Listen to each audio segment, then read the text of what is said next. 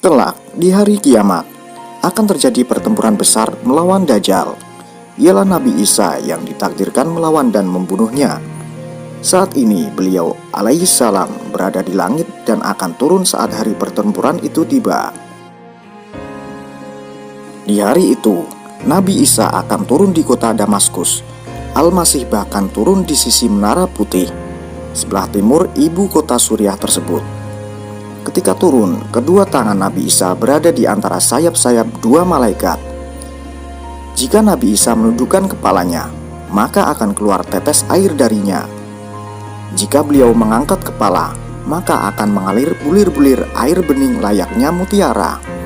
Orang kafir yang mencium aroma nafas sang Nabi akan tewas seketika. Turunnya sang Nabi sangat dinanti-nanti orang beriman.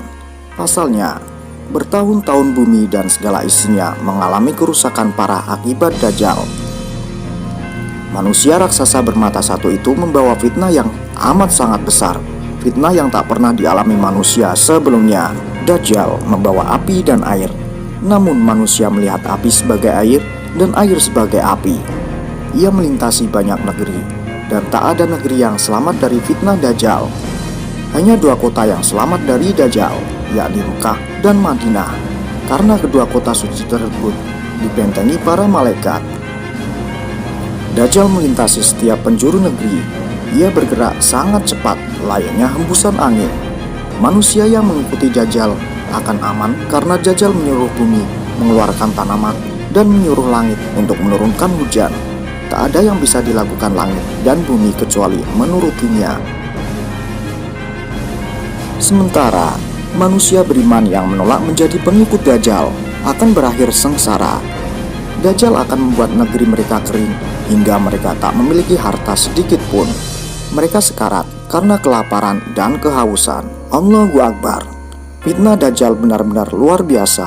Fitnah itu dialami penduduk bumi selama 40 hari. Namun, terdapat hitungan hari yang berbeda dari biasanya. Ada satu hari yang lamanya seperti 1 tahun. Sehari lainnya lamanya seperti 1 bulan. Dan 1 hari lamanya seperti 1 pekan. Adapun hari-hari lain berjalan seperti biasa selama 24 jam. Tak ada 1 hari pun yang dilewati kaum beriman kecuali kesengsaraan. Karena itulah turunnya Nabi Isa menjadi momen yang ditunggu orang-orang beriman. Beliaulah sang juru selamat yang sangat diharapkan kehadirannya. Telah tercatat dalam takdir bahwasanya tak ada yang mampu mengalahkan Dajjal kecuali Nabi Isa. Ketika turun ke bumi, Nabi Isa pun berkumpul dengan para mukminin. Beliau melakukan sholat bersama mereka dan Imam Mahdi. Putra Maryam kemudian memulai pengejarannya. Dajjal kabur melarikan diri karena tahu ajalnya telah ada di depan mata. Nabi Isa pun berhasil menangkap Dajjal di kawasan Bab Lut di Palestina. Beliau pun segera membunuh Dajjal, si penyebar fitnah dan kerusakan. Kematian Dajjal menjadi kabar gembira yang luar biasa. Tewasnya Dajjal melahirkan keamanan dan kesejahteraan di muka bumi.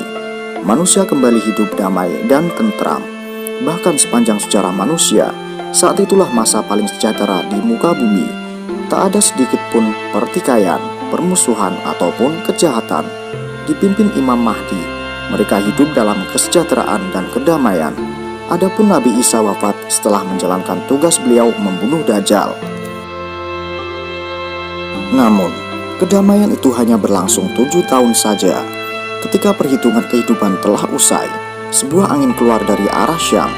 Allah mengutus angin sejuk itu untuk mewafatkan orang-orang yang beriman. Seluruh mukmin pun menemui ajal mereka.